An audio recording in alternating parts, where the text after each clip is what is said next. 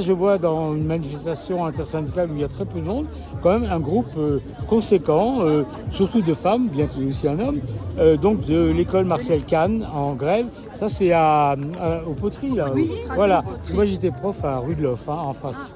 Voilà. Donc alors vous pouvez expliquer là déjà pourquoi vous faites grève et comment ça se fait que vous arrivez à mobiliser. On fait grève pour dénoncer, On partage les mêmes ennuis. Voilà, on partage toutes les mêmes. Attendez, parce que là, Pour dénoncer nos conditions de travail, Ouais. les moyens de travail, le Ouais. manque de Qu'est-ce qui manque, formation. par exemple Il n'y a pas de moyens, il n'y a pas assez de formation pour les cas Ouais. pour lesquels on doit s'occuper donc à la l'école. formation des personnels, déjà ça va pas. Ça va Ouais. pas.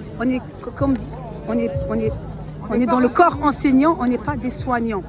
Ouais. Voilà. Ouais. On peut pas enlever le mal à des enfants qui n'ont pas. Vous êtes prof d'école là, ou On pas est à ESH, mais on est dans le corps enseignant, donc on vit la Oui. même chose tous les jours avec les enseignants.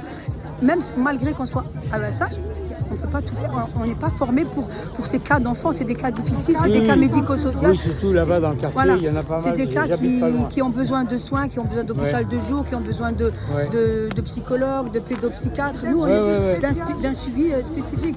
Nous, on est là que pour aider des enfants à se sentir plus autonomes, à l'aise, à travailler, mais pas pour des cas difficiles comme ça. Ok. On ne peut rien faire. Quelqu'un d'autre veut compléter? Oui, vas-y. Alors allez, on va prendre l'homme. Ouais, je veux bien compléter. Du coup aussi il y a un contexte qui est de plus en plus tendu parce qu'en même temps les structures médico-éducatives et médico-sociales qui devraient prendre en charge ces cas-là, ferment les unes après les autres. Ce qui fait que dans beaucoup de classes où les AESH interviennent auprès d'enfants pour qui ils doivent s'occuper, il y a en même temps d'autres élèves dans la classe qui relèvent de structures qui ne sont pas l'école, qui sont d'autres structures, mais ces structures-là sont inaccessibles pour eux. Et Vous voulez dire par exemple des cas les psy? IME, oui. toutes les structures Il faut qui dire sont ça, toutes parce les... que personne ne sait ce que c'est. Bien sûr, ouais, tout à fait. IME pour Institut médico-éducatif. Voilà. Et donc c'est extrêmement tendu, c'est très compliqué. Et du coup, ça fait que des enfants qui ne sont pas adaptés à ce milieu scolaire se mettent en danger aussi eux, les autres, et aussi les encadrants comme nous qui doivent les prendre en charge. Il est assez nombreux, quand même, nombreux. Voilà. Hein. Oui, on est nombreux. Et même pas Ça veut assez. dire qu'il y a beaucoup de cas difficiles. Hein. Et encore, ça suffit On n'est pas encore assez nombreux Pas assez, dans ouais. l'école. Mais il y a quel âge là dans cette école? Ça va de maternelle Ah, à c'est- CM2. Hein. Oui, Maternelle à CM2. Et il y a quoi, quelques centaines alors d'enfants scolarisés? Ouais. Plus?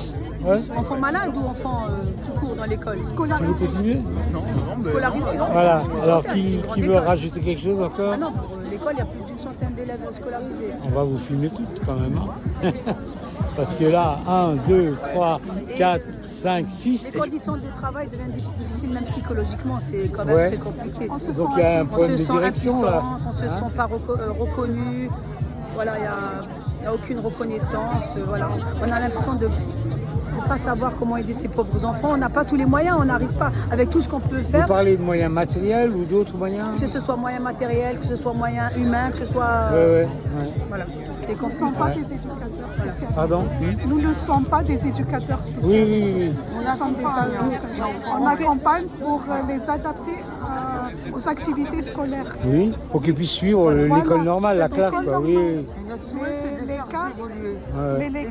Et ça s'améliore, quoi. On a le rôle d'éducateur spécialisé alors qu'on ne l'est pas du tout. Ouais, d'accord. On n'a pas le salaire en conséquence. Mais vous n'avez pas la formation non plus. On n'a pas la sûrement, hein. formation qui suit, on n'a pas le salaire qui suit, on n'a pas le statut qui suit, il n'y a rien qui va. Mais vous réclamez donc de la formation complémentaire.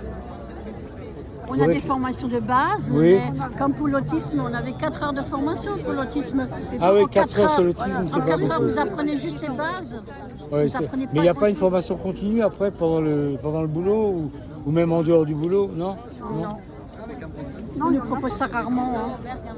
Bon, Eh bien, d'accord. Écoutez, tout ce que je peux vous souhaiter, c'est de continuer à lutter groupé, quoi, et surtout de gagner. Hein. Et le pire dans tout ça, c'est que ça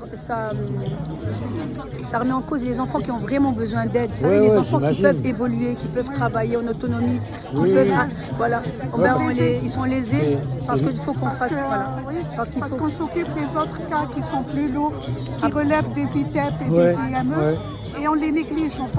Voilà. On ne peut pas nous occuper des deux. J'ai juste une dernière question qui me vient là. Est-ce que dans le cadre de votre travail, par rapport aux enfants, vous voyez les parents des fois? Et dans quel cadre? Non? Les parents, ils croient. On leur fait croire que les enfants sont bien pris en charge, qu'ils sont à l'école, qu'il y a quelqu'un qui... Ils pensent que ça tourne, quoi. Oui, ce n'est pas le cas. On arrive à peine à nous en occuper. Bon. Je voudrais peut-être ajouter au final que sur la pancarte que je tiens, il y a un mot qui s'appelle inclusion. On travaille dans ce cadre-là à l'école. Parce qu'elle est si pour grande inclure le handicap. Pour inclure le handicap. Et en fait, inclure le handicap, ça signifie plein de choses qui, selon les écoles, n'est pas permis. Donc, par exemple, c'est-à-dire rendre par exemple accessible certains locaux. Il y a certaines écoles qui sont difficilement accessibles aux personnes handicapées. Ça commence aussi par ça. Et l'inclusion. C'est pas adapté par exemple à des gosses qui seraient en chaise roulante. En chaise roulante ou quoi. Nous, on a la chance de travailler dans une école où ces locaux-là sont. Mais je pense à d'autres écoles où c'est moins le cas. Qui ont les moyens, eux. Pardon? Il y a d'autres écoles qui ont les moyens, en gros. Il y a des écoles qui ont, il y a une inégalité entre certaines écoles, et donc finalement, voilà, l'inclusion, c'est l'égalité entre tous les élèves face à l'éducation, et ça, on en est encore assez loin. Voilà. Oui, enfin, on voit partout sur les mairies liberté, égalité, fraternité. Moi, je me demande où c'est passé. La liberté, pour moi, je termine là-dessus, si vous le permettez, c'est la liberté du commerce, la liberté d'exploiter les travailleurs. L'égalité, n'en parlons même pas. Déjà entre Français, et encore pire, entre Français, migrants, étrangers, tout ça. Quant à la fraternité, on la cherche. Hein. Voilà. Merci. Hein. Merci beaucoup. Hein. Et bonne continuation. Voilà.